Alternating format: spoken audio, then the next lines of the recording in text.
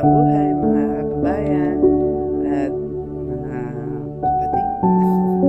Ngayon po ay All Saints Day at napakaraming mga tao, I'm sure, na pupunta sa o nahando na sa mga libingan, sa mga memorial park, sa mga pansyon. Ayun, kayo po, pumunta na rin ba po kayo? Ano po, para alalahanin yung mahal sa buhay. Ano po, na wala na, namatay na. Ano po.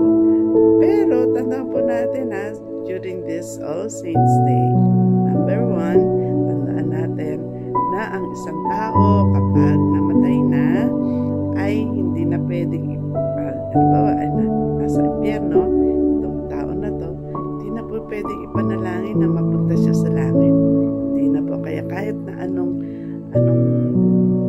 panalangin pa yung gawin natin, wala na. Kasi po sabi dito sa Hebrews 9:27, ano po, it is appointed unto man to die once, and after that comes judgment. Wala na pong pagbalik, wala nang paraan para makapunta ka sa langit. Bakit? Kasi po, sa ating panahon dito sa lupa, yun lamang yung panahon natin para, para i-determine kung saan natin i-spend yung ating eternity. Why? Because dito sa ating panahon dito sa lupa, yun yung pagkakataon natin para talaga tanggapin ba si Jesus bilang Lord and Savior or not. Bakit? Bakit siya? Sapagkat siya lamang ang tanging daan papunta sa langit. Sabi niya, sa John 14:6, sabi niya, Jesus replied, I am the way, the truth, and the life. No one comes to the Father except by means of me. Yan po. Kaya po kung wala si Jesus Christ sa puso mo, ay wala po. Hindi ka makakapunta talaga sa langit. Bakit naman sabihin mo? Bakit naman siya? Kasi nga, una, tayo po ay makasalanan. At ang kabayaran ng kasalanan ay kamatayan. So, kung dapat tayo ay mamatay. Di ba? Pero, dahil sa pagmamahal ng Diyos sa atin, gumawa siya ng paraan para makabayad tayo sa ating mga kasalanan na hindi tayo namamatay. Paano? Di ba po, pwede dalawa yung paraan para tayo ay makabayad. Isa, tayo mismo ay magbayad. O kaya yung isang walang kasalanan ang mamatay in our place. So, meron may isang walang kasalanan. Sa tao, wala. Pero ang Diyos, siya po yung walang kasalanan. Pero dahil Diyos siya, paano siya mamamatay? So, ang ginawa niya, dahil sa pagmamahal niya sa ating, gusto niya talaga tayo iligtas, makaligtas na niya sa kakilakilabot na impyerno. Hindi namamatay ang asupre na kumukulo. At yung mga uod ay nahandyan, di rin namamatay. So, ang ginawa ng Panginoon dahil ayaw niya tayong mapunta doon, siya ay nagkataong tao. Diba? Sino yun? Siya yung pinanganak ni Virgin Mary. Sino pa? Si Jesus Christ. Diba? So, pinanganak siya, naalala natin siya kapag Pasko na dumating dito sa mundo, yung prinsipe ng kapayapaan. Pero, hindi siya nanatiling baby. Hindi lang po siya nanatiling Santo Niño. No, siya po ay lumaki. Siya ay nagministeryo. No? At siya ay 33 years old. Pinako siya sa krus. Tumugo ang kanyang ulo hanggang paa. Tumigis yung kanyang dugo na yun. At yung dugong yun ang pambayad sa ating mga kasalanan. Bakit? Kasi sabi doon, without the shedding of blood, there is no forgiveness of sin.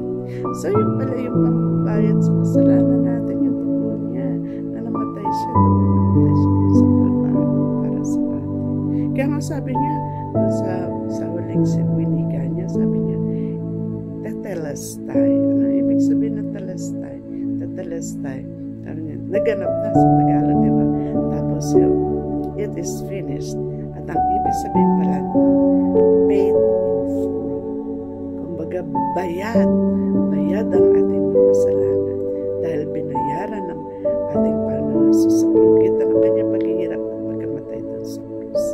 So, kung si Jesus ay tinanggap natin sa ating puso bilang Panginoon at tagapagligtas, mga kapatid, tayo ay pupunta sa langit. Ano po, yun po yung sinasabi na magkakaroon tayo ng buhay na walang hanggan. Sabi niya, pero kung namatay tayo, tinanggihan natin si Jesus Christ bilang Lord and Savior. Naku, mga kababayan, talagang nasa impyerno ang kaluluwa at hindi na sila makakaalis kahit anong panalangin pa gawin para sa Kanya. Diba? Marami yun nananalangin na ialis sila doon sa lugar ng pagdirusa. Hindi na po, wala na po pagkakataon yun. So habang may buhay tayo, ikaw na nanonood, alam mo ba meron kang buhay na walang hanggan? Nakakatiya ka na ba? Kung wala sa iyo si Jesus, hindi ka nagkaroon ng pagkakataon, wala kang past, in the past na tinanggap mo sa Jesus bilang Lord and Savior, then wala ka pang buhay na walang hanggan. Kaya kailangan mo lang tanggapin siya bilang Lord and Savior. Diba? Para magkaroon ka ng buhay na walang hanggan. Sabi niya sa 1 Corinthians 15:3-4, sabi niya ito yung pinakamahalagang aral na natanggap ko. That Jesus Christ died for our sins. He was buried, but He rose again on the third day. So yun, pagkamatay na yun, Jesus Christ died for our sins. Sabi naman, ay namatay siya.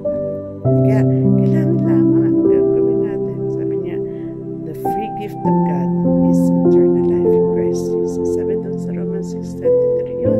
Sabi niya gano'n, for the wages of sin is death, but the free gift of God is eternal life in Christ Jesus.